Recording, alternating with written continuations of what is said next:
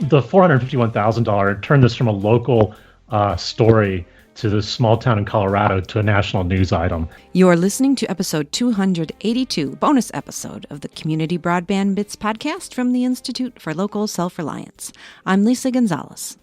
In Fort Collins, Colorado, the community voted earlier this month to change their city charter in order to simplify the process if the city decides to invest in high-quality internet network infrastructure. Voters chose to opt out of restrictive state laws back in 2015. In an attempt to derail the campaign so that they wouldn't have to face the prospect of competition, Comcast and cronies led an expensive local disinformation campaign. Under the guise of a local grassroots group, they blanketed the community with misleading advertisements and literature. According to campaign disclosures, the Comcast front group spent around $451,000 to fight the local initiative. In the end, the initiative passed. We reached out to two people in Fort Collins who were spearheading the campaign to pass Measure 2B. We wanted to hear how they did it. Colin Garfield and Glenn Akins are here to offer their insight into what worked, what they would change, and what they were thinking while pitted against the Goliath ISP. Now here's Christopher with Colin Garfield and Glenn Akins from Fort Collins, Colorado. Welcome to another edition of the Community Broadband Bits podcast. I'm Chris Mitchell at the Institute for Local Self-Reliance up in Minneapolis. And today I'm speaking with Colin Garfield, campaign lead for Fort Collins Citizens Broadband Committee. Welcome to the show. Thank you, Chris. Pleasure to be here. And also Glenn Akins, who's also campaign lead for Fort Collins Citizens Broadband Committee. Welcome to the show. Thanks, Chris. So this is, I think, really exciting. We have this interesting history in Colorado of now well over 100 communities reclaiming local authority from a state that usurped it in 2005. Maybe we'll start with, before we really get into that too much, though, what is Fort Collins like for people who haven't been there? And I'll just take the easy answer, which is that it is insanely beautiful. I don't understand how any of you get any work done. But Colin, let me ask you first to just maybe tell us a little bit about Fort Collins. Yeah, so our city's about 165,000 people, and we're a university town. So Colorado State University this is the home to it. We have a pretty progressive and highly educated city, which has been a great benefit to this campaign. And I guess Fort Collins is kind of known for not only its university, but it's also known for its breweries. We have like 20-some breweries, and it's bicycle town, and it's this really progressive, cool city that we live in.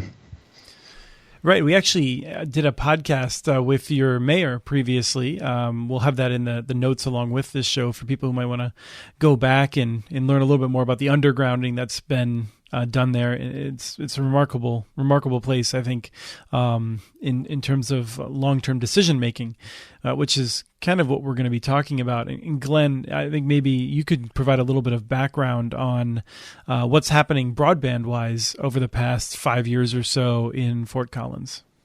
Initially, Fort Collins wanted to be a Google Fiber city, and they pursued that, but that didn't pan out. So they also participated in the Gig.U, which is created by Blair Levine, with who was a former FCC chairman, I believe, or attorney with the FCC. And so they kind of went through that process. And then about 2 years ago, we had our SB 152 opt-out vote. And that was critical to allowing the city to move forward and spend money on planning and analyzing and researching a broadband network for the city. Once we opted out of that, we had about a 2-year process where we worked with consultants and cities and community people to come up with a broadband plan. And ultimately that effort went to the ballot box last November for the voters to vote on.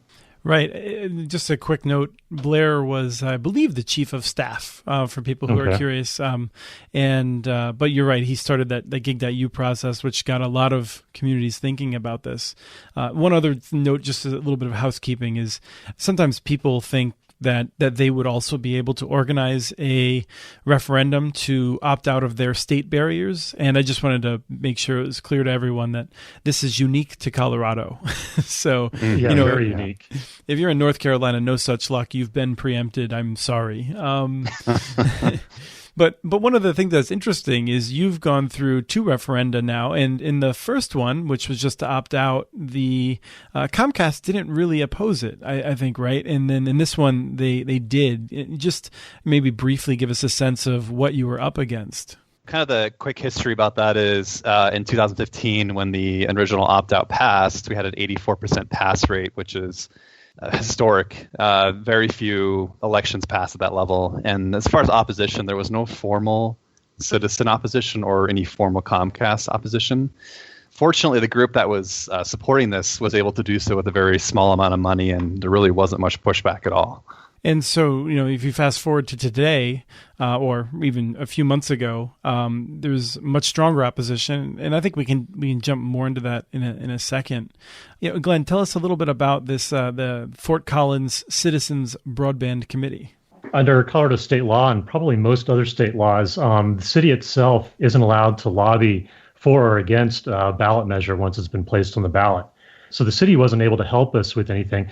So Colin and myself and another guy, Tim, as well as some folks at Colorado State University, got together and we formed the Citizens Issue Committee to advocate for the passage of the ballot issue.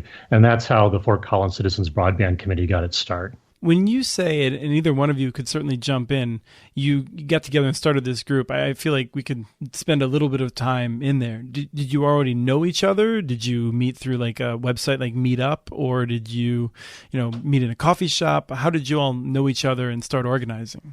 So we all kind of knew each other from the SB 152 process from 2.5 years ago. And then in addition to that, the city had public outreach sessions over the past 2 years. And so a lot of us met through those public outreach sessions that the city had. And this was kind of a natural extension to all those outreach sessions. And Colin, what was your perspective? How did, was this just a matter you got together at a bar one night and started talking about it and thought, hey, let's actually do this? Or was there some other method in which you got it rolling? It was kind of interesting. So we all joined the Citizen Committee, which is sponsored by the city back in March of 2016. And we kind of got to know each other a little bit more in that group and kind of understood each other's skill sets and our passion. And then in June of 2016, I formed a public outreach group called Broadband and Beers. And so what that entailed was having monthly events at local breweries and inviting citizens, policymakers, and staff, and kind of really publishing this project outside of the city and kind of get people involved more. And so I guess we kind of created our own platform, starting with the committee and then with Broadband and Beers. And then I graduated with the actual ballot committee. So it's kind of a long-term, like a 16-month platform progression, I guess you could say. So it wasn't like an overnight idea, but it just gradually gained more steam and more steam as the months went by. What was the first Broadband and Beers like? In some ways, I think there was a similar group in Longmont, and so this is not totally unprecedented. But how did it come about, and how did you make people aware of it? So the first event was not successful. I had about 12 people show up, including like 4 staff members. So it was a pretty small turnout. I think you're selling yourself short. I think not successful is you on a bar stool. Okay, good point. It started out with some immediate interest from about 10 or 12 people, and I kind of published this originally on Reddit and Facebook and things like that. So I used that digital platform to publish and advertise it. And I also went through the official city channel to invite staff members, city council members, and the mayor. And through I think I did like 7 or 8 of these things, and I believe the mayor showed up to 3 of them. Council members showed up to 3 or 4 of them. We had staff at every one of them. So it gave an opportunity for citizens to not only talk about it among themselves, but also to actually ask the mayor and the council and staff about the actual project itself and get a direct response from them. Colin, have you organized things like this in the past, or was this somewhat new for you? So this is the first time I've really rolled the dice on advocacy. That's always a fun word to say, right? So yeah, this is kind of my first go around, and I kind of had to teach myself public outreach, communications with it, advertising. I'd never done it before. My professional background is a GIS cartographer, so I used to make maps for a living, and that's not really related to any of this. So it was my first go around with all of this. And Glenn, I'm curious if you have any background in local organizing. Absolutely none whatsoever. There's a little bit of shock on Colin and I's faces where we left one of our meetings and realized that we were it for the ballot issue. It was us, Tim, and a few other local organizers, and that was it. We were on our own from that point out. And when did you realize that you, in some ways, weren't just David going up against Goliath? You were David going up against Goliath and like several of his friends, and in like a massive cash campaign of influence behind them. That was when the first campaign finance disclosure, actually the second campaign finance disclosure, was filed by the opposition. The first one, they just showed like $10,000, $11,000 in income and no spending. But the second finance disclosure, which was about 2 weeks before the election, 2.5 weeks maybe, we saw the $200,000 amount there. And at that point, we realized that this was big. It wasn't quite as big as Longmont's battle back in 2009, 2010, whenever that was. But we realized it was big. The Friday before the elections, when we found out that the $451,000 had been spent against us. And at that point, there's a little bit of freaking out, and a little bit of panic, and a little bit of what we get ourselves into, and how is this going to work out? But it turned out well. Right. Well, what was the final vote? 57-43. Yeah, that's correct. Yep. Yeah. So I'm curious, Glenn, I'll stick with you on this. Did you have a sense, like a confidence going into it, or was this a sense of like, oh man, like, it's going to be tight? So when Kaylee Rogers at Motherboard asked me that question, I thought it was going to be close, like maybe 60-40 in favor. And then I think the Sunday and Monday before the election, I got a little worried, and I started thinking it was going to be 60-40 against us. And then I think Tuesday morning, I got a little bit more positive attitude, and my prediction was 52-48 for us. So I'm happy with the 57-43 turnout. But that was kind of my thinking along the time, seeing the money, seeing the reactions, having people on forums second guess how we were running our campaign and stuff. There's a lot of emotional ups and downs there leading into this process. Lots of sleep too. There's one thing. If there's one thing that drives me nuts, it's people who haven't invested of themselves telling other people who are like out there working and sacrificing how to do things. I'm sure you got a fair amount of that. It really didn't start until Tuesday morning before the election, I think. There was a little bit of blowback on one of the forums out there that basically said we should have ran a more negative campaign. We should have pointed out Comcast failures at every turn. And I think that, this being an off-year election, that would have turned off a lot of voters. They would have seen the negativity on the Comcast side. They would have seen the negativity on our side. And instead of going out and voting for us, they probably would have just stayed home. So I'm really glad we stuck with running a positive campaign and talked about what a symmetric fiber optic gigabit network could bring to our community versus just bashing the incumbents. Now, Colin, I think, were there things that you were involved with aside from the broadband and beers? Because, there's a sense of running a positive campaign. I'm guessing you did more than get together once a month to talk. Yeah, so I kind of took the management role from the get-go with all of us. And what I mean by that is with Tim and Glenn and some other gentlemen on the committee, my goal and my role was to really keep everybody together for months at a time and kind of manage this group and make sure that everyone's skill sets are utilized and that we don't lose anyone along the way. And I also built the website for a committee, and I did a bunch of public engagement, speaking engagements, and I had a multifaceted role within the group, but primarily early on, it was really just managing the entire thing before we actually got a campaign manager. When you're dealing with an entity that's spending hundreds of thousands of dollars, I assume that the only way that they can do that is by a lot of TV and in radio ads. I presume that you did neither. What sort of mass media did you do? Did you have glossy mailers, or how did you get the word out to people who may not already know about it? With $15,000, you can't do a whole lot. You have to be very, very targeted in what you do. So you're looking for the best bang for your buck. So what we basically did, we sent out about 10,000 mailers to a voter database that we had a hold of. We did some radio ads. But I think our main attack was through Facebook and social media. We had a very extensive page. We spent a lot of money on that. I think it was around $3,000 total on that. And we boosted a lot of posts. We had hundreds and hundreds and hundreds of comments that were responded to. We had a very in-depth conversation on the Facebook page. And I also took a a lot of care kind of developing the Reddit response. So the Reddit Fort Collins group was a big proponent of this. And so I kind of published this for about 14 or 15 months straight to make sure people were aware on that platform as well. So we kind of took small angles. We didn't have any big TV ads, any big radio ads. We didn't send out multiple mailers to residences like the opposition groups. So we didn't have a lot of money to work with. So we had to be very careful about how we spent it.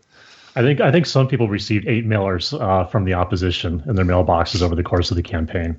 Yeah. Did the opposition hurt themselves ultimately with a message that just seemed belittling? And also, they made this wild claim in terms of how much money would be authorized when that actually wasn't in the language. I mean, just for people who aren't familiar, this vote technically was to change the city's charter and to authorize a maximum level of debt borrowing.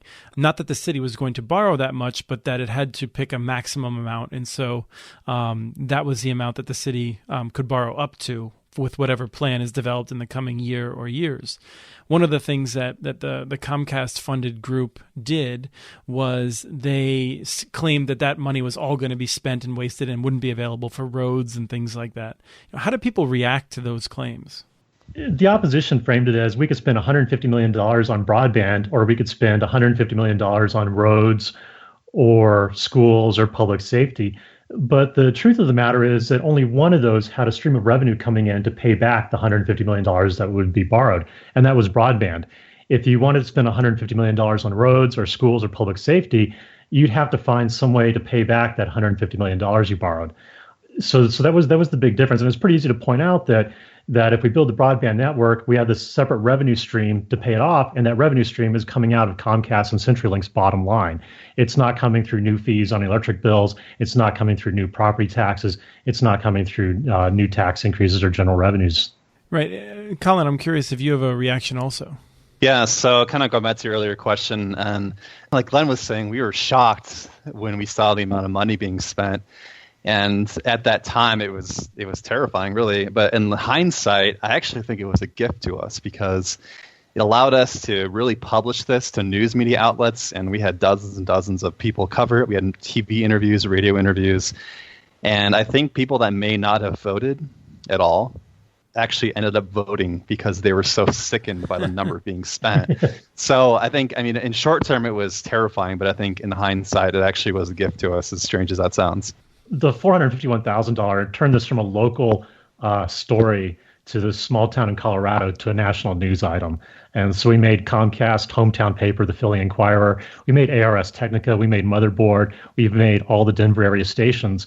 And if Comcast and CenturyLink and their organizations hadn't spent that money, it would have just been another local vote and another local story. One of the things that is somewhat unique about your situation, I think, is I don't know of another city, maybe a Boulder or something. But in the year 2017, you have Comcast is either about to offer gigabit downloads or could be offering it in some areas already.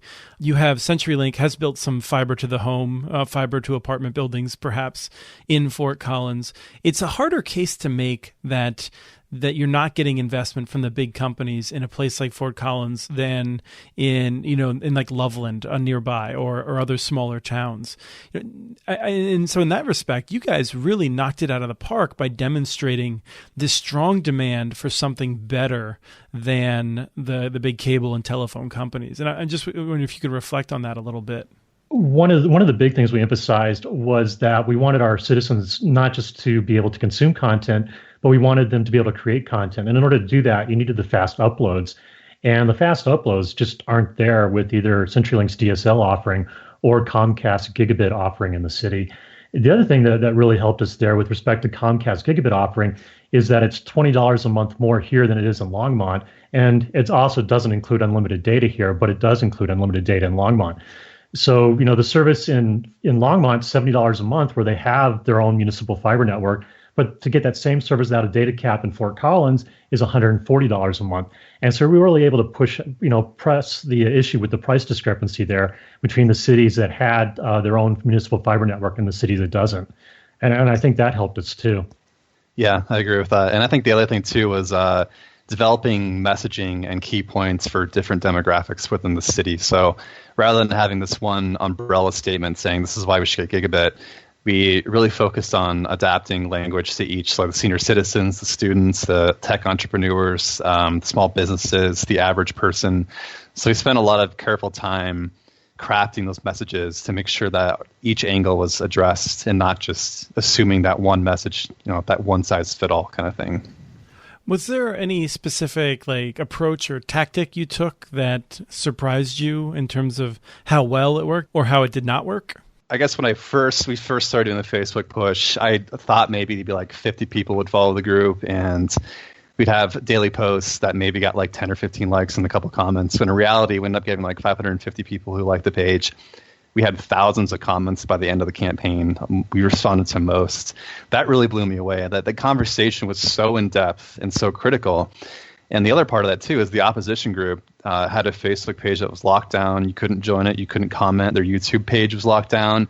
You couldn't even talk to them.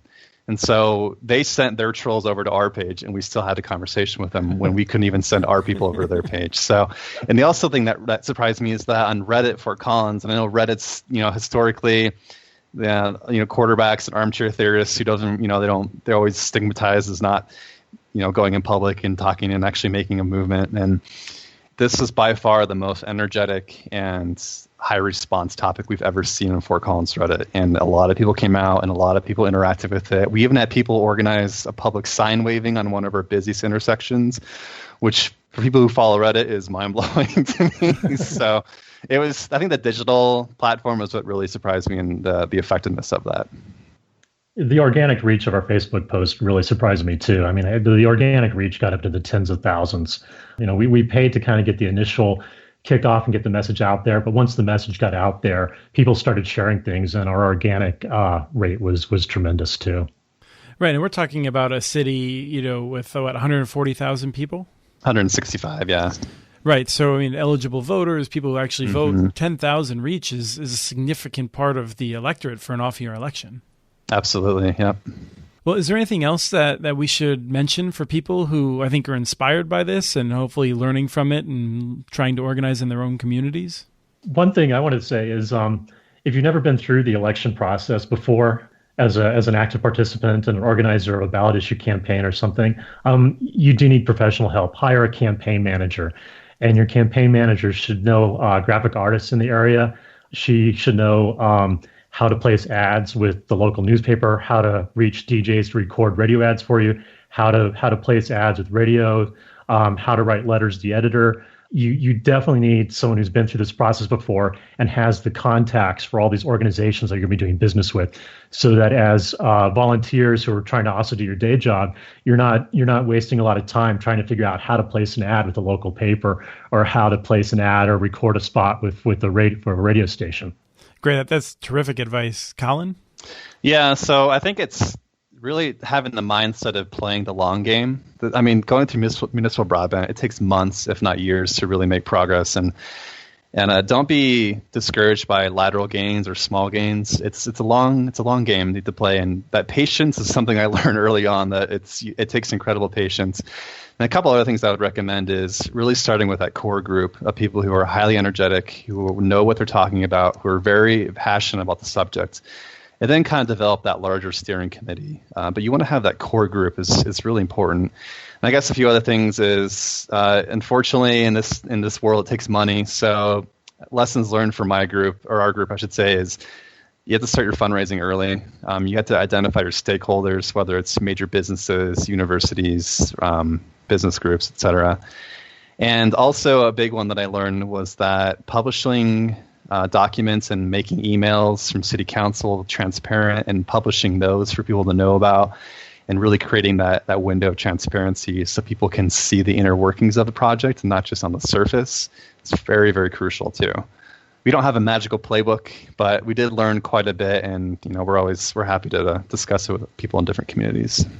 Great. I have no doubt that you'll have some people contacting you. I'm happy to connect people to you to make sure that this continues and the enthusiasm that you all help to create will continue to spread. We need people to step up and take responsibility, even if they're not elected officials. That's the way our democracy is supposed to work, and it is inspiring when people do that and make a difference. So thank you for doing it. Thank you for sharing your lessons. Yeah, absolutely. Thank you for having us. I appreciate it. Thank you, Chris. That was Christopher with Colin Garfield and Glenn Akins from Fort Collins, Colorado. Check out our coverage of the campaign and efforts to improve connectivity in Fort Collins at muninetworks.org. We have transcripts for this and other podcasts available at muninetworks.org/broadbandbits. Email us at podcast@muninetworks.org with your ideas for the show. Follow Chris on Twitter. His handle is @CommunityNets. Follow muninetworks.org stories on Twitter. The handle is @muninetworks. Subscribe to this podcast and the other ILSR podcasts, Building Local Power and the Local Energy Rules podcast. You can access them on Apple Podcasts, Stitcher, and wherever else you get your podcasts. Never miss out on our original research by also subscribing to our monthly newsletter at ilsr.org. Thank you to Arnie Hughesby for the song Warm Duck Shuffle, licensed through Creative Commons. And thanks for listening to episode 282 of the Community Broadband Bits podcast.